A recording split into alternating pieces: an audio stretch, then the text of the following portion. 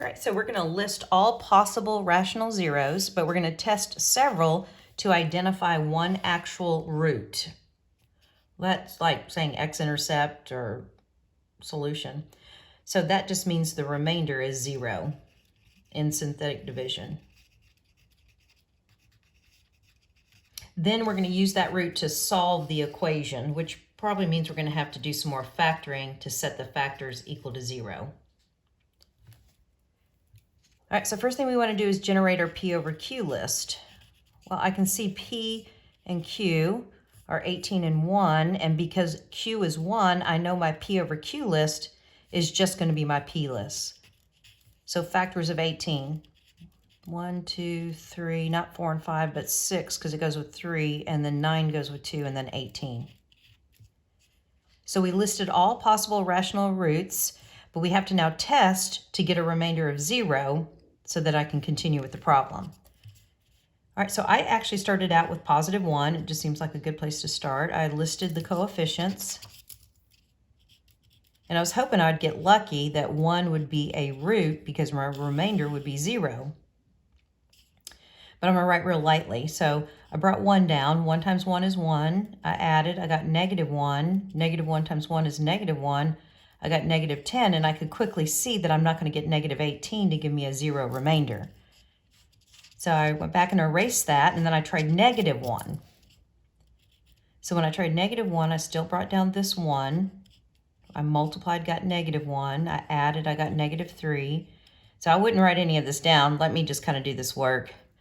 Negative 3 times negative 1 is 3. This would be negative 6, but negative 6 times negative 1 would not give me negative 18 to get a remainder of 0.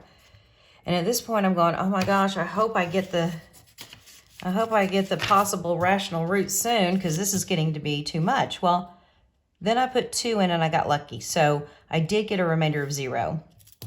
So let me erase this, and this is where, if you want, you can join in. So 1 comes down, 1 times 2 is 2. I added and I got 0. 0 times 2 is 0. I brought down the negative 9. Times 2 is negative 18. So I have one root now that's 2. One solution is 2. Now I have to find the other 2 because there's a total of 3 zeros based on the highest exponent. So remember, these are the coefficients of a third degree polynomial, so that means these are the coefficients of a second degree. So let's take these coefficients and make it 1x squared, no linear term, minus 9 equals 0. So we're using this root to solve the resulting equation. So now I know this factors into x minus 3, x plus 3. Let's set each factor equal to 0. And we know from this factor, the solution is positive 3, and here we're going to get negative 3. This one wasn't too bad. So my zeros, I have 3 of them. So our first 0 came from 2 that gave us a remainder of 0, and then from the other quadratic factor that gave 3 and negative 3. Probably should put those in order. My math lab probably wants them, but it's fine here. Okay, so for 30, same objective. So again, P is 12 and Q is 1. So my P over Q list will just be my P list of factors. So 12 has factors of 1, 2, 3, and 4 go together. 2 needs 6, and 1 needs 12.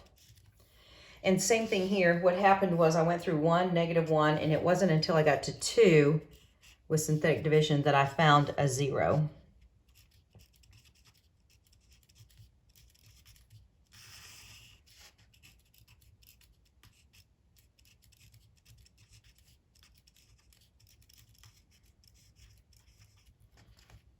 So I know one of my zeros is 2, but I have to find the other 2 zeros because I'm going to have at most 3 zeros based on the highest exponent. All right, so let's take these coefficients and put them back into a quadratic. So 1x squared minus an x minus 6 equals 0. Let's find these zeros. So I wanted to do this one to remind us about the factor sum chart. So we need factors of a times c, or negative 6, that sum to the b coefficient, or to the to b, which is -1, the coefficient on the linear term. So factors of 6, let's ignore the negative for a second. 1 and 6, 2 and 3. But my sum has to be negative, so my larger number has to be, and each pair has to be the negative number. And it's going to be this last pair right here that gives a -1 when adding. This is that we do not have to do grouping because A is 1. You can if you want, but you don't have to. I can go straight to the two binomials, x and x, plus 2 minus 3. We're going to set each binomial equal to 0, and we'll get 2 additional solutions.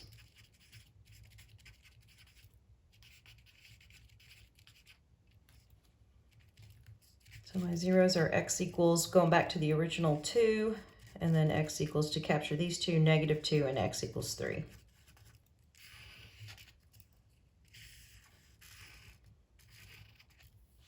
I think this was section 3-4. If you want to do some extra practice problems, you can kind of go back to your notes or to your that homework from that section, section 4, chapter 3.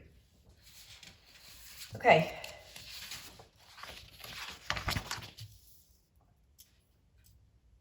All right, so find the domain for the given function, and we've got 4 examples. All right, when we found the domain, we looked at the denominator. We ignored the numerator if we're dealing with the rational function. Notice we have no even root, square root functions, and we don't have any polynomials. These are all rational functions, so our eyes should land on the denominator to answer the domain question. We said, well, we don't want to divide by 0, so x minus 5 can't be 0. Added the 5 to the other side, and we said x can't be 5. So from here, we knew that the domain was all real numbers except for 5. So start from -infinity, go up to 5, do a parenthesis, union, and start again on the other side of 5, go into positive infinity. So what we're going to do in the remaining 3 examples is we're going to look at the denominator for the domain question, set it not equal to 0, and then find the restrictions and pull those restricted x values out of all real numbers. All right, so I can see in 32 that the denominator is already factored, so that's nice. So x minus 7 and x plus 8 cannot be our zeros. Set each factor equal or not equal to 0. So from here, I know x can't be 7 and x can't be -8. So when I'm composing the domain, I always want to start from -infinity. And the first number I'm going to bump into when I come from the left is -8.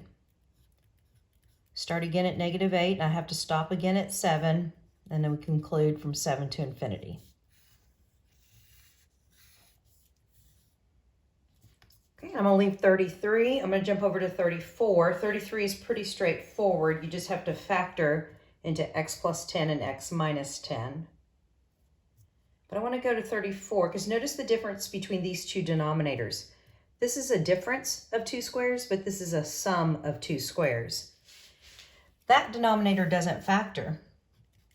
So x squared plus 100 cannot equal 0. I can't factor, so the only thing I can do is use the square root property, which means let's subtract 100 from both sides. And notice in doing so, this is going to become a -100. Next thing, I'm going to bring in the square root. And right here we go, well, wait a minute, that's an imaginary number because of that negative under the radical. So I put a circle with a line through it, and this just means there's no real number, no x value, no real number that would ever give me 0 in this denominator. I mean, think about any negative number that you square, it's going to always come back positive. 0 when you put in for x, when you square to 0, when you add that 100, you're never going to get to a 0. So, but how do we respond to the domain question? Well, that means there's no restrictions. So the domain is all real numbers. No restricted real numbers. All right, in this next group, more rational functions, but now the language of the question, the intent has changed. Let's find the vertical asymptotes, if any, and any values of x that correspond to wholes, if any, of the graph of this rational function. All right, so vertical asymptotes are actually the restrictions that we had back up in the domain question. So we're going to start out like it's a domain question, but we really want to focus on the restricted x values and state whether those x values produce vertical asymptotes or holes on a graph. I think this was in section 3.5. All right, find the vertical asymptotes. Okay, so the first thing I want to do is maybe factor both the top and the bottom if my rational function is not factored. So I'm looking at the denominator, and if you did a factor sum chart to save time, it's x minus 6 and x minus 2. And right away I noticed that, wait a minute, x minus 6 and x minus 6, those are common factors. So I'm thinking that's that whole situation. When you have a common factor, you can divide out. Well, let's just proceed and say if it was a domain question, we take the factored denominator, we find the restrictions. So set each factor of the denominator not equal to 0. So that means x is not going to be 6 and x is not going to be 2. But we don't use the not equal to because we're really being asked about vertical asymptotes and x coordinates of holes. So I look at x equals 6 and I go, well, that came from this canceled common factor. Well, that's going to give us a hole in the graph. Notice that x minus 2 does not have an x minus 2 to cancel with in the numerator, so that means the 0 of x minus 2, or 2, produces a vertical asymptote. We name vertical asymptotes, because those are vertical lines, we always name them x equals some number. And let's look at 36. Before I do that, I'm going to come up here because I like to make little comments to myself. So holes mean you have common factors. So when I look back and review, we can go, oh yeah, we've got to remember that. The denominator is factored. That's great. I'm going to set the denominator does not equal 0. So that means x cannot be 0. So that's a restricted x value. So that's either a vertical asymptote or hole. And then x plus 4 cannot be 0, which means x equals negative 4 is a restriction, but it's also either a vertical asymptote or a hole. Well, x plus 4 is not duplicated in the numerator, so this restriction would give us a vertical asymptote. X equals 0, notice that this x and this x can divide out. So this is a common factor situation, so we have a hole at the x coordinate of 0. And real quickly, I'm going to factor this denominator. Does not equal 0. The two restricted x values are x equals 7, x equals negative 7, x minus 7, and x minus 7 divide out. So the 7, the positive 7, is your hole. And x plus 7 doesn't have a common factor. So this is going to be your vertical asymptote.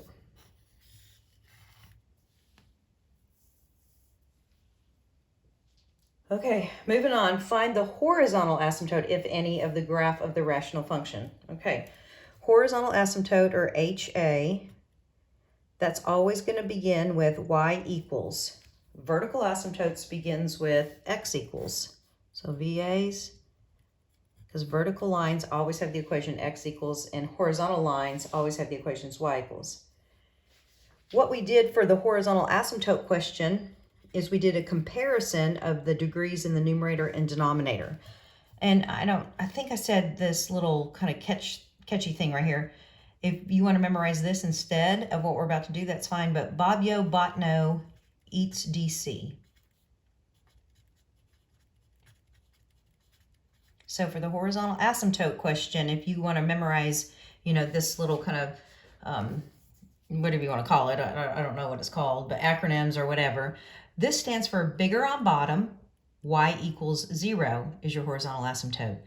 Bigger on top, no horizontal asymptote. Exponents are the same, divide the coefficients. 38. Okay, we let n be the degree of the numerator, which is 1, and we let m be the degree of the denominator, which is 2. N is less than m. So that means that my horizontal asymptote, so n less than m, or bigger on bottom, that's the top one, Bob-yo, y equals 0.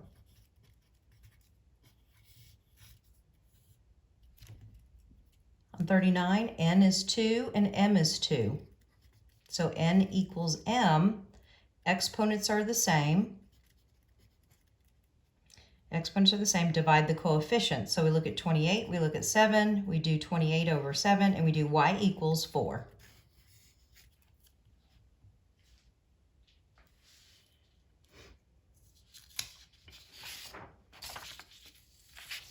Okay, I'm going to go out of order just a bit because the way I needed to put all this together on 5 sheets of paper was I had to kind of go to section 3.6 here. So I'll come back to these last 4. But since we've just talked about and developed a lot of content that's necessary to graph rational functions, I'm going to go to the last page. And then I'll come back to these problems, which we're in section 6, chapter 3. Okay, so on this last page, thinking about all that we've just kind of revisited with vertical asymptotes, holes, horizontal asymptotes, we were asked in section 3.5 to sketch the graph of a rational function. So we want to find the domain, determine vertical asymptotes or holes, determine if there's a horizontal asymptote, find x and y intercepts, and determine the symmetry to assist us in graphing.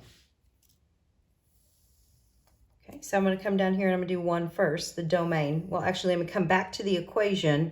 I'm going to factor, if I can, the numerator and denominator. The denominator will factor into sum and difference of these like terms, x plus 1, x minus 1. All right, so for domain, what we did is we said not equal to 0, and we think about the restrictions. Well, x can't be 1 if we set each of these factors not equal to 0, so x can't be 1 and x can't be negative 1. Can't be 1 and x can't be negative 1. And we use this to come up with the domain. So negative infinity up to the negative 1 first, and then negative 1 to positive 1, and then 1 to infinity.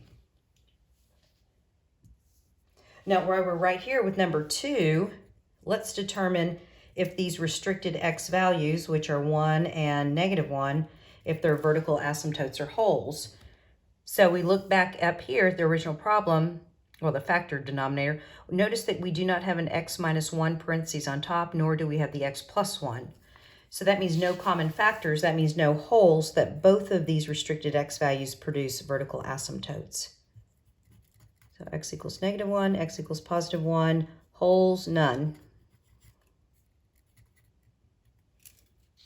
Okay, 3, we're asked for, I think that was, what was that, a horizontal asymptote? Yeah. All right, so n is 2 and m is 2. N equals m.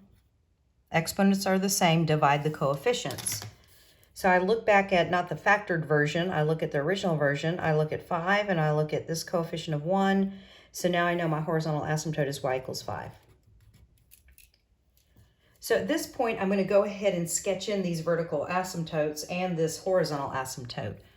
So at x equals negative 1, a dashed vertical line represents a break in the graph. The graph won't touch these. But at y equals 5, my graph may touch a horizontal asymptote, but it won't ever touch a vertical asymptote. So this is x equals negative 1, this is x equals positive 1, and this is y equals 5. All right, so our graph is going to come on the screen hovering near this horizontal asymptote, either above or below it. And then as it approaches this vertical asymptote, it has to make a decision to turn downward, or it has to make a decision to turn upward. Now, in between these two vertical asymptotes, my graph could be coming down this way, cutting through the x-axis and finishing down, getting closer to this right vertical asymptote.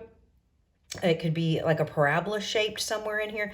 A lot of different options, and we might have to do some point plotting to kind of nail down what the graph looks like between these vertical asymptotes. Now, on the right side, the graph's either going to come from up above positive infinity, and as it gets further going out to the right, we have to hover near the horizontal asymptote. Or our graph might come up from negative infinity, and then as it approaches this horizontal asymptote, it has to kind of come off this way. All right, so let's see if we can get some more information about this graph to assist us. All right, we're on number 4. Determine the x and y intercepts. Okay, x-intercept means set y to 0.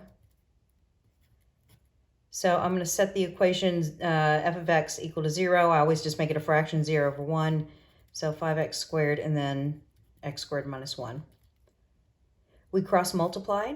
We got 5x squared equals 0. Divide by 5. So x squared still equals 0. So we know the answer is going to be x equals 0 if you bring in the square root. And what's interesting here is reminding ourselves we have a multiplicity of 2, which means the graph is going to actually touch and not cut through. All right, so what's next? Oh, y-intercept. I'll just put that right over here. Y-intercept means x is 0. So original problem, every x is made into a 0. And I'm going to get 0 on top, and I'm going to get -1 on the denominator, but that's just still 0. All right, so our y-intercept is 0, 0. And, oh, our x-intercept is x is 0 and y is 0. It's also the origin. All right, and number 5, it asks us to determine the symmetry of the graph. So 5. So we replace every x with -x for the symmetry question.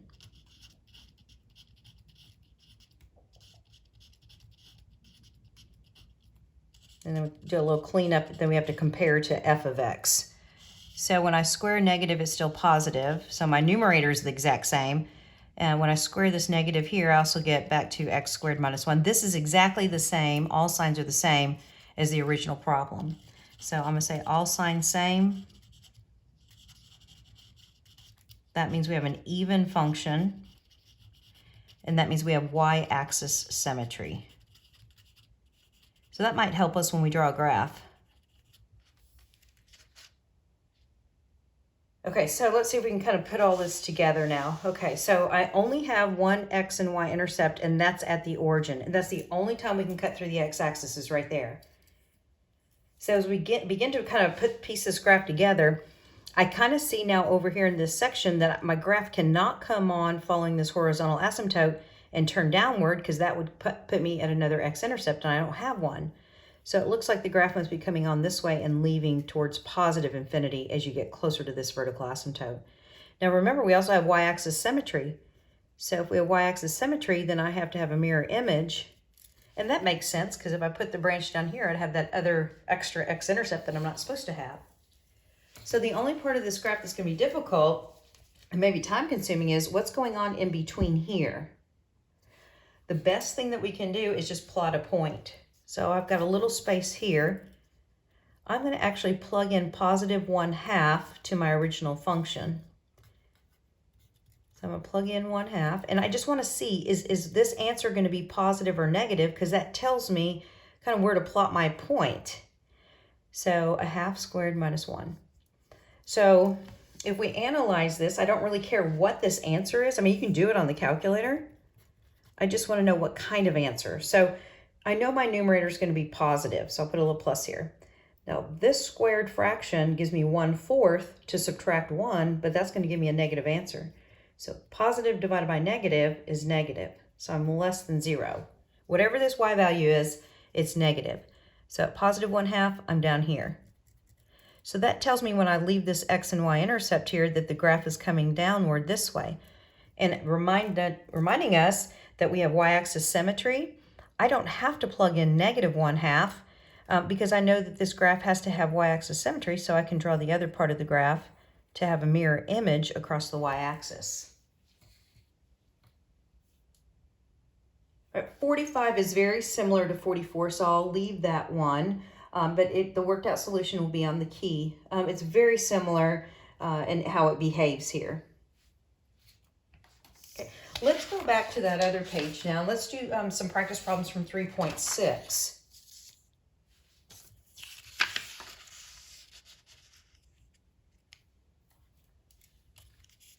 All right, so we're going to solve the polynomial inequality. We replace the equal sign with either less than, greater than, less than or equal to, or greater than or equal to. So solve it and graph the solution set on a number line. Express the solution set in interval notation. All right, the first thing we did for polynomial inequalities is we set them to 0, but we can see that 0 is on one side of these 4 optional inequalities, and then we factored.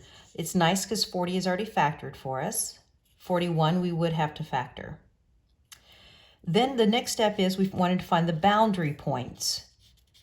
Another name for x-intercepts, roots, zeros. All right, so we found the boundary points by setting the factors equal to 0. So, set each factor equal to 0. So x equals 6 and x equals -2 are boundary points. We drew a number line, and in order, we put these boundary points on that number line. And above these boundary points, we said, hey, those are zeros. These are zeros, not just open circles, but zeros. These are zeros of this, this equation. Then we had to do test values in each of the 3 different intervals that we just created here, from -∞ to -2. I'm going to test x equals -3. So I need to put -3 back into this equation, or this, I guess this equation right here, or the inequality. So 3 minus 6 is -3, and 3 plus 2, -3 minus 6. -3 minus 6 is -9, and -3 plus 2 gives -1. But when I multiply, that's a +9, so that's greater than 0. That tells me I put plus signs above each of the x values in the interval from -∞ to -2. All right, let's test in the next interval. Let's test 0, because 0 is usually an easier number. So plug 0 in here, get -6. Plug 0 in here and get +2. So -6 times +2. That would give us a negative number. I don't care what the number is. I just want to know, is it positive or negative? And then finally, let's test x equals 7. So 7 minus 6 is 1, and 7 plus 2 is 9. That's going to be positive, so we'll put plus signs here. Well, we're not finished. What is the solution? And then let's graph the solution. Well, you have to go back to the original problem. What inequality? I want greater than 0, so I want positive solutions, but not the zeros, because I don't have the little line underneath it, the or equals. So I want the greater than 0, which are the positive solutions. So I'm going to come up here.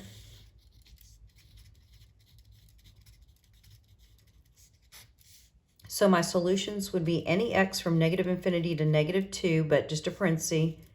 And then again, any x value from 6 to infinity that we choose would give us a number that's positive. And then we just wanted to do the graph too. So I just draw another number line, and I put the same -2 and 6 on it. But then I'm going to do parentheses that turn like this and darken in that part of the number line that represents the solution.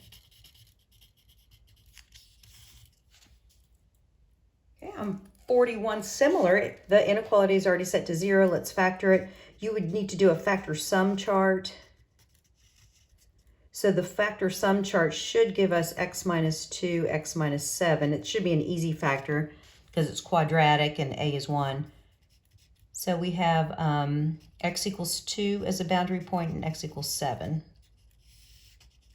So we've got 2 and 7. Let's darken them. These are zeros. And we're going to do test values. And just kind of real quickly, if I take 1 and plug it in, I would not probably plug it back into the original problem. This is easier for me. 1 minus 2 is negative, and 1 minus 7 is negative, but a negative times a negative is a positive. On the worked out solution key, I have it all worked out, but just for time's sake right here, I thought I'd just do a quick inspection of a test value. So I'm going to plug in x equals 3. So 3 minus 2 is positive, and 3 minus 7 is negative. So multiplying those two together would give us a negative. And then if I plugged in 8 here and 8 here, I believe we get a positive answer. Here's the hardest part of this. Students usually do that, but then they don't know what answers they're looking for. But that's because we've got to go back to the inequality and go, oh, I want the negatives less than 0 and the zeros. So the negatives and the zeros would be these x values.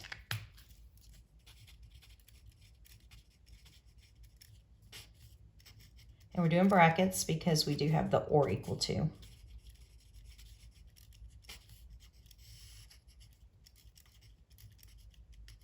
And turn 2 brackets facing each other so we can darken in this space right here. Okay, 42 and 43 are last two. This is, we're still solving inequalities, but instead of polynomial inequalities, we have rational, fractional inequalities. But the process is similar. We just have to kind of watch out for one kind of little hiccup along the way. All right, so for 42. All right, let's find the boundary points. And what we did in a fraction or a rational function is we set the numerator equal to 0, found that boundary point. We set the denominator equal to 0 and found that boundary point. And then to organize our work, we put our number line together. So -8 is smaller than -5. So these are boundary points. Okay, so at x equals -8, if I look back at the original problem, if x is -8, I'm dividing by 0, so we didn't put a 0 above here, we put an undefined, UND. This can never be part, -8 can never be part of our answer. It'll always have to be handled with a parenthesis for exclusion. X equals -5, it's okay to have a 0 in the numerator, so we do put a 0 there. All right, let's do some test values. And I have this all worked out on my solution key, but just kind of looking at the time and stuff. Let's choose -9.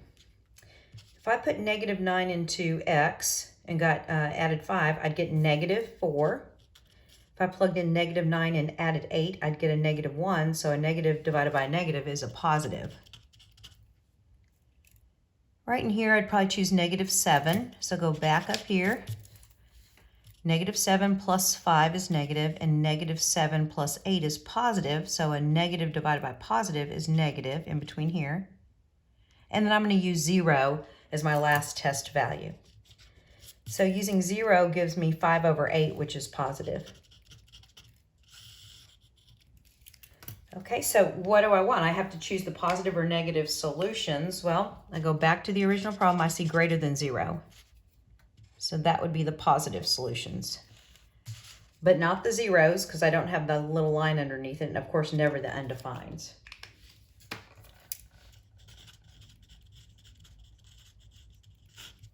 So -infinity up to -8, union -5, yep, to infinity. And then the graph.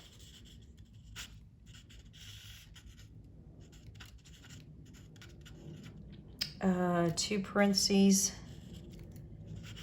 and then darken in that part of the number line that represents the solution.